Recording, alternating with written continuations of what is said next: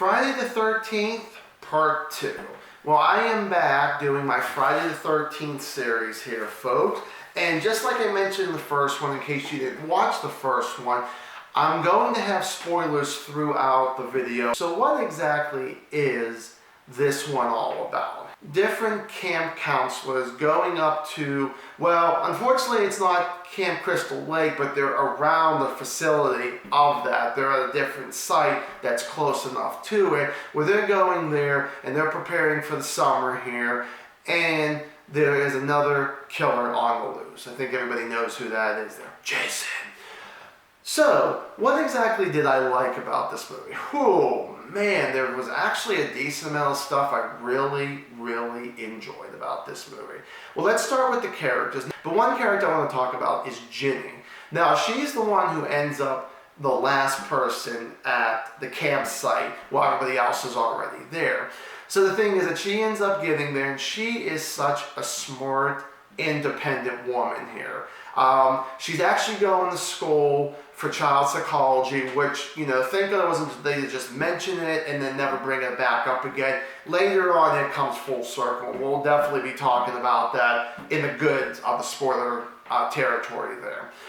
So the thing was, another character I want to talk about is Paul. Now, I will be honest, Paul is probably one of the biggest idiots, maybe at least top 5 of the Friday the 13th series.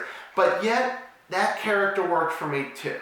You get this really smart, beautiful young lady, Ginny, and then Paul, who likes her. Now, I don't know if they're dating or they used to date. They don't really go into details into that or anything. But the thing was, I really liked him for who he was there. Now, let's talk about the deaths I like. I actually got 2 I want to talk about. One, I definitely would say is my favorite of this particular movie. Again, not the whole franchise, just of this one. In the original Friday the 13th, it was an axe to the face. This one is another face shot. It's a machete to the face with the guy in the wheelchair. The wheelchair just rolls away from the cabin and keeps going down all these stairs. But I like how they actually like freeze frame it, halfway through it going down. And then after they do that, they go to another scene where you got this young couple having premarital sex.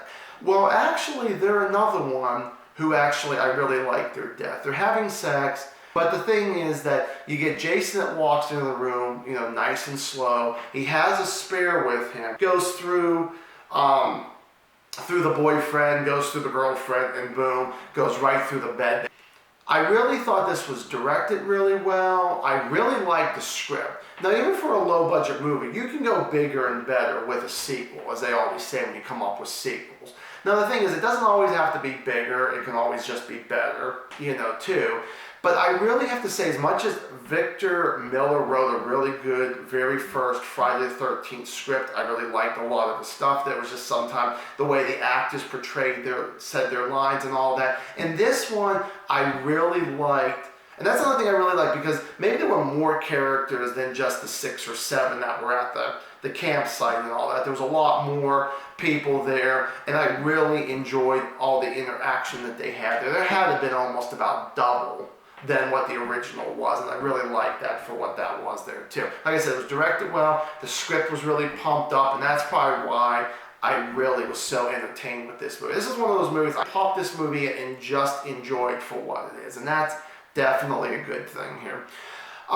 Country or Hillbilly Jason, however you want to look at it, with the bag over the head. Most people do not like this Jason. That's why a lot of people do kind of prefer 3 and 4 and beyond because of the hockey mask.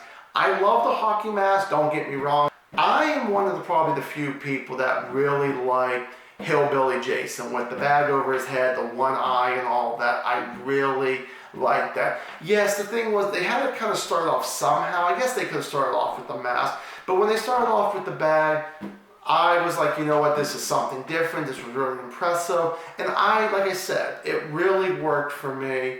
So if you didn't like it, I get it. But now, when I talked about Jason, the thing was with him and Ginny, now kind of giving this away here, she is the final girl. And the thing was that it seemed like in one scene, she would have the upper hand on Jason, and he, but then the next scene, it would switch where he would have the upper hand, and, she would have to find another way to get back on top kind of thing. And I really like just their little cat and mouse game. That really, really worked out for me there. That was real fun. Now we get to pretty much getting to the final act here with Ginny and Jason again in the cabin. Well, she ends up in the cabin, and the thing was, she just thought it was just anybody else's cabin. Well, she realizes that it's Jason's cabin. When she goes into this one room, there is Mrs. Voorhees' severed head on the table, her sweater, and there was like candles all around her, and there were like 2 or 3 dead bodies that they show very briefly. So the thing was that where the child psychology comes full circle is, as much as she did not want to do this, and she knows about Jason having this, pretty much this, he might be a teenager, he may be an adult already, but he has a child's mind. So the thing is, she's like, I gotta do this, it's very disgusting, and she puts on Mrs. Voorhees' shirt and really tried to be Mrs. Voorhees. And the thing was, it was working, and the thing was that we really were rooting for her to just kill him, just take the machete and just chop off his head or whatever she's gonna do by killing him. Unfortunately, she made one little mistake. Can't really blame her, but the thing was, she kind of moved slightly where Jason could actually see the severed head, and when she's about to spring the machete down, he ends up having a pickaxe, I believe, and the thing is, he ends up actually, I can't remember if he breaks the machete or just whenever she hits the pickaxe, it falls out of her hand there. And I really, really like that fight there. And then all of a sudden we get Paul, who actually got knocked out by Jason maybe a scene or 2 earlier there, comes in and starts fighting Jason. She, Ginny comes out of nowhere, puts the machete in his shoulder blade there. Oh, that hurt. And he just goes down.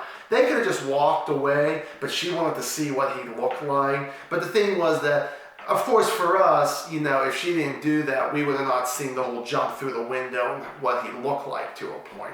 Still could have, who knows? He could have taken it off himself just to do that. They end up, okay. And I gotta be honest, I really enjoyed all of that. Now going to the negatives, okay? The thing is, Paul helps out Ginny into a cabin there, possibly I think it was her cabin and all that. We actually get to Jason jumping through. We see that half his face is messed up, half his face is not, almost like Two-Face there, and jumps through. Well, the thing was, that's where the negative kind of comes in, because it turns out it was another dream like the first one. The first one I was able to forgive. This one I don't want to forgive because you're just copying the first one. You're doing the same thing. Oh my God, it turned out that, Jason must have not really been there. This is what she maybe imagined he looked like or anything, because it was just a dream. But she's being taken to the hospital, taken into an ambulance, and she's screaming Paul's name.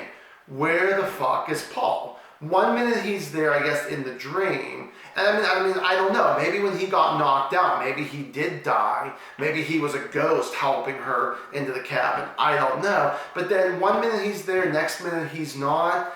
So it's like, and no one even said, oh, he's already in the ambulance, or he's dead, or something to give us some kind of thing. And it made no sense, And that's really the things that really, really bothered me, was the whole thing with the dream sequence and the whole thing with that. Now, the violence and the deaths, most of them were really lame, really boring. That's another negative I have to put in on this one. So, what is my rating on this one? My rating is going to be 3.5 out of 4 stars. That's actually kind of high, even for a horror movie. That's what I said was I was really entertained with this movie, with everything from from your smart final girl to all the other characters who I may not remember, to some of the deaths, to Hillbilly Jason or Country Jason. And like I said, just a little bit of negative there, really just that Act 3, just that last few minutes or so was like, again, I forgive the first one, but I can't forgive this one because pretty much the first one came before this one, and you're just copying pretty much. You just copied off of someone else's paper. Really didn't like that there. So, have you seen Friday the 13th Part 2? Is this by chance a favorite of yours? Is it least favorite? Is it somewhere in the middle there? I'm just kind of curious if, one way or the other, give me a comment down below. I'd be kind of curious what you thought about it. And if you guys like it, please give me a like button. Click on the thumbs up. Give me, hit the subscribe if you haven't subscribed to me yet. Would appreciate that. So I want to say thank you guys so much for listening to another review and also watching me here. And as always, stay awesome.